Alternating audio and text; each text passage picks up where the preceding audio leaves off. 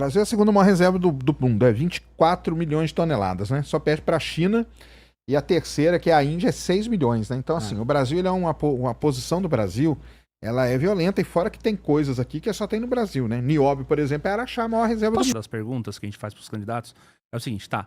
Hoje, se você fosse escolher um perfil para compor a pasta econômica, o Ministério da Fazenda, ou um nome, se você já tivesse, se você quiser revelar também, pode falar a respeito disso? E qual que é a sua relação com a Faria Lima? A gente sabe que a Faria Lima, toda eleição, ela faz uma cartinha dizendo a respeito do que ela espera do próximo presidente e quem ela apoia, né? Inclusive, a gente teve que, na última eleição, foi o Lula e muitos dizem que isso foi decisivo, inclusive, do mercado apoiar aí a campanha do Lula e o Lula se eleger. O que você acha? Que não dá para colocar vendedores de Banco Master. A Faria Lima também quer dar muitos pitacos, mas andava vendendo o Banco Master até ontem. Esta é uma triste realidade de muitos elementos na Faria Lima. Tá muito preocupado com a agenda econômica, mas estava enfiando Master no cliente até agora. Então, eu tenho minhas ressalvas com a Faria Lima, no sentido de que a Faria Lima, ela faz as apostas políticas dela e quase sempre é puro lixo. A Faria Lima fez as pessoas acreditarem que o Tarcísio seria candidato. E fez preço em cima. Depois falou que o Ratinho seria candidato. Depois falou que o Leite seria candidato. Agora tentou fazer uma aposta meio manca no Zema. Eu não sei se a Faria Lima tem que ser tão ouvida assim. Eu não sei. A agenda minha fiscal, se eu falar isso pra um banqueiro, se eu falar pros caras dos fundos, isso aqui é música pros ouvidos deles. É música pura. O que ela tá falando é lindo. Agora, eles nunca me consideraram. Agora, a boa parte deles vão me considerar simplesmente porque eu apareci melhor nas pesquisas. Agora, vamos dizer, eu sou agora um grande músico pra tocar a música que eles ouvem. Antes, não. Então, assim, a relação com a Faria Lima, ela tem que ser uma relação pragmática. Pragmática. Porque senão eles fazem preço em cima de você. E a questão toda pra mim é o seguinte, eu não vou não vou estabelecer os nomes para um time econômico nosso baseado no o que a Faria Lima quer, mas sim o que o Brasil precisa. A Faria Lima, muita gente na Faria Lima quer, por exemplo, que a questão das terras raras, como eles são curto-prazistas, seja assim, vamos ver um marco regulatório que ajude alguém a vir aqui, botar umas minas e levar aquilo embora. Entreguismo, né? É isso. Entreguismo. É isso. O entreguismo é a coisa mais fácil do mundo. Faz preço pra Faria Lima falar que eu vou privatizar a Petrobras. Eu não quero privatizar a Petrobras. Então, eu não estou afim de fazer preço com eles a todo custo. E esse é o ponto que é central. Ninguém tem uma reforma fiscal, que isso eles amam, mais ousada do que eu. Dito isso, todo o restante, vamos sentar e conversar. Porque a gente tem que ter, aí sim, um projeto de Brasil, que acho que é uma coisa que a pergunta inicial do Cerejão. Onde eu quero chegar com isso? Se eu aumentei minha capacidade de investimento, eu gerei uma segurança, uma perspectiva futura pro Brasil, e as pessoas conseguem andar na rua sem ter o celular roubado, aí eu posso começar a imaginar como resolver os assuntos. Como entrar nos grandes temas. E tem um acelerador nesse processo, que é essa questão das terras raras. Só que essa é uma discussão soberanista sobre terras raras. Porque é sobre, não como o Brasil, ou como empresários brasileiros ganham dinheiro com isso, e sim como o Brasil se reencaixa numa nova cadeia produtiva global, de maneira soberana, e aproveita que ele tem meio que, o Sergião me corrija, 20% das reservas globais desses minerais aí, o Brasil é a segunda maior reserva do mundo, é 24 milhões de toneladas, né? Só perde para a China e a terceira, que é a Índia, é 6 milhões, né? Então, assim, o Brasil, ele é uma posição do Brasil, ela é violenta e fora que tem coisas aqui que só tem no Brasil, né? Nióbio, por exemplo, é Araxá, a maior reserva do mundo. Posso fazer uma pergunta? Nióbio é uma terra rara? Ou não é? Não. Ele tem um estado igual o quartzo, que tem aquele quartzo super clean que tem nos Estados Unidos. Terras raras mesmo, do ponto de vista, assim, né, químico e tal, são só aqueles 17 elementos ali, liderados pelo lantânio. Lantanídeos. São os lantanídeos de Minas, né? Durante muitos anos na geologia, a gente sempre chamou eles de lantanídeos de Minas. Porque o lantânio é o principal, e o lantânio, para quem não sabe, é um dos principais elementos hoje para fazer bateria. Entendeu? A bateria de lantânio. Aliás, depois eu tenho que perguntar esse negócio aí, porque, por exemplo, em Minas Gerais, eu conheço pelo menos umas 50 startups, entendeu? Que já estão recebendo grana de fora para desenvolver, por exemplo, bateria de lantânio. Em Minas Gerais tem muito desenvolvimento de bateria de lantânio. Bateria.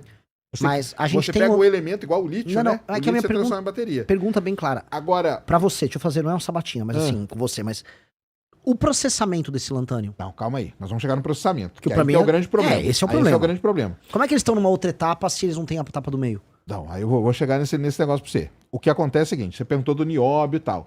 é que o que a gente fala é o seguinte, a gente chama de terras raras e minerais que são hoje fundamentais. Por exemplo, o lítio não é uma terra rara, mas ele é um mineral bom. Parte do cobalto também. Cobalto, lítio, tório, entendeu? Não é terra rara também. O próprio nióbio, entendeu? Isso aí são elementos hoje, porque são elementos que fazem parte da cadeia que a gente mais precisa hoje, que é a cadeia tecnológica, né? É o que faz chip, é o que faz condutor, supercondutor, bateria. São esses elementos, entendeu? Todos esses aí. Tem as terras raras fora todos esses outros. Sim. Então é um grupo de elementos que o Brasil tem. Aparentemente a China, ela, nos anos 80, ela entendeu que isso teria um papel central. Sim. Parece que havia só uma mina no mundo que cuidava dessa parte de terras raras nos Estados Unidos, que é na Califórnia. E aí a China entendeu, ela comprou alguma empresa americana, ela levou parte da tecnologia pra lá, e você tem o Deng Xiaoping numa entrevista falando em terras raras, avisando a Arábia Saudita tem petróleo, a gente tem terras raras. E ninguém deu bola. E a China, ela fez esse planejamento de fazer a cadeia completa. E ela vai da mineração, do processamento, e é super... É poluição pra caramba, assim. Acho que é perto da Mongólia, me corrija. A poluição da terras raras, o grande problema dela mesmo é a poluição. Porque Porque acontece o seguinte, né? Primeiro, até explicar pra galera por que chama terras raras. Muita gente acha que esse nome é porque tem pouco. Mas não é porque tem pouco, não. Não é. Tem muito. A gente chama de terras raras porque ela é muito difícil de você tirar ela da rocha. Então o que acontece? Como que é o ferro? O pessoal entender que é mais fácil. Você vai lá em Carajás, você pega uma pedrinha e aquela pedrinha tem ferro no meio. Você vai lá e quebra aquilo ali e sai só com ferro. Terra rara é exatamente a mesma coisa. Só que o problema é o processo para você tirar a terra rara da rocha, ele é muito agressivo. Então normalmente você faz com ácidos muito ferrados. E aonde você faz isso, você polui demais, e quando você polui, são regiões assim, cara, que você não planta nada. Sabe o mata-mato que você joga na sua casa? É basicamente aquilo lá. Não nasce nada, não nasce nem mato, entendeu? Então esse é o grande problema do processamento de terras raras. A China tem uma área gigantesca lá que não mora ninguém, meu amigo, dá-lhe, entendeu? Dá-lhe esse ácido e é isso aí. Aí fica tudo lá, mas produz coisa pra caramba, né? A China, que a gente não pode nem comparar ela, porque a China 70% das terras raras do mundo estão lá. 90% do processamento. 90% do processamento. Então o que a gente tem hoje no mundo é um monopólio. Sim. Basicamente é isso. E os Estados Unidos meio que não se tocaram até ver... Eu não sei se chegou a ver sobre isso. Quantos quilos de terras raras vão num F-35? É meia tonelada. É isso mesmo. Ou seja, o maior equipamento de ataque e defesa dos Estados Unidos, a base do sistema militar americano, que seria esse caça de quinta geração, ele é completamente dependente em tecnologia e processamento chinês. É isso. E eles não se tocaram. Como é que eles não se tocaram? Porque a gente não tá falando só do imãzinho que vai no celular. Não, mas eles se tocaram. Não. O problema é que, quando começou essa guerra tarifária aí do Trump, aí que ele se ferrou. Porque a China falou assim, não vendo mais terra rara pra você. Ele falou, mas o problema, assim, já no governo do Obama, eles já estavam falando em começar a rever isso. E aquela mina que eu tava falando na Califórnia, ela tinha quebrado. Ela tinha ido à falência, porque tinha tanta fiscalização ambiental que fecharam a mina. Aí eles começaram, acho que já na gestão do Obama, acho que isso não vai dar bom. E agora, na questão do Trump, a China, você quer brincar? Irmão, você quer brincar mesmo? E aí eles entraram em pânico. E aí que entra o Brasil nesse cenário? Exatamente. O Brasil entrou num jogo. Só que assim, se nós tivermos uma boa liderança, uma boa presidência, a.k.a. espero que seja eu, você consegue transformar isso numa oportunidade gigantesca. Porque tem uma coisa que eu vejo igual na questão da inteligência artificial. Uma coisa é a inteligência, sei lá, fazer um caça F-35, desenvolver ele da prancheta até a concepção final e entregar ele com uma fábrica funcional com um preço viável, vamos colocar aí. Uma coisa é fazer o cloud, é fazer o chat GPT. Tô falando de duas indústrias diferentes. O Brasil não vai ter condição de fazer isso agora e nem nos próximos 10, 20, provavelmente 30 anos. Que a gente entenda onde a gente tá. Agora, por uma questão magnífica do destino, a boa parte da base de infraestrutura que você precisa para essas duas coisas, uma de data center e a outra tá aqui, para o processamento arrasado, a gente consegue fazer isso aqui. Isso nos dá uma posição geopolítica poderosíssima de ser uma base de infraestrutura para eles nos encaixarem nessa cadeia e dado que eles são dependentes da gente, eles fazerem transferência de tecnologia, trazer parte da produção e aí a gente acelerar na cadeia global de produção, saindo lá de baixo, numa posição humilhante que a gente tá, no mínimo pra meiuca. O Brasil sair nessas cadeias desculpa o termo aqui, cocô do cavalo do bandido, pra ir pra meiuca, pro meio, é um avanço civilizacional nosso sem precedentes. Sim. E essa é uma chance colossal que nós temos. Não, essa é a chance. Agora, o problema é o seguinte, né? Quem vai assumir aí, você espera que seja você e tal, mas o lance é o seguinte, quem vai assumir, o que o Lula vai fazer até lá? Porque ele já tá entregando, ou não? Como que tá o entrega? Porque o Lula, ele vai pelo lado mais fácil. O lado mais fácil qual é? Entrega, meu amigo. Entendeu? É o entreguismo. Eu não sei em que pé que tá lá a venda da Serra Verde lá, mas parece que tá no STF ainda, né? Sim. A Serra Verde, Verde, que eles foram comprar a maior mina de terra rara lá de Goiás, né? Mas eu acho que o STF barrou. Sim, tá com embargo judicial. Tá com embargo ainda. Com uma ação. Então, mas porque se vende... Cara, aí acabou, né? Porque aí você já entregou. Aí como que... Por exemplo, vamos supor que o Lula vai lá e entrega. Eu não acho que isso foi uma entrega do Lula. Eu não acho que foi uma entrega específica do Lula. O Lula foi colocado... O Trump botou o Lula pra sentar numa cadeirinha. Isso ainda no ano passado, quando eles estavam discutindo Venezuela, tarifas... Magnitsky. A lei do Magnitsky. O ponto dela é isso aí, meu. Ali que começou, o Lula começou a ceder ali na questão das terras raras. É. E ali o Trump obrigou basicamente o Lula a tirar qualquer perspectiva da China a atuar nesse setor aqui. A China naturalmente viu o Brasil como um fornecedor de terra rara e ele avisava assim, deixa eu minerar aqui, Lulinha, e manda lá que eu processo lá na China. Porque, se eu não me engano, também me corrija, a Austrália tem mineração de terra rara, só que o processamento ela faz na China. Porque a China é o mais competitiva, as leis ambientais não existem. É a mesma coisa do petróleo. É igual o petróleo pesado, que a gente pega, vende o petróleo para refinar lá fora e compra ele depois refinado. Basicamente é a mesma coisa. Isso aí até que nem tem muito problema. Mas o lance tinha que ter o processamento aqui. É óbvio. Tinha que ter o processamento aqui. O meu medo qual é? Quando a gente fala de uma indústria pesadíssima, que é dessa aí, nós brasileiros aqui, que vivemos aí, todos petrolão e tal, a gente sabe na mão de quais empresas que isso vai cair.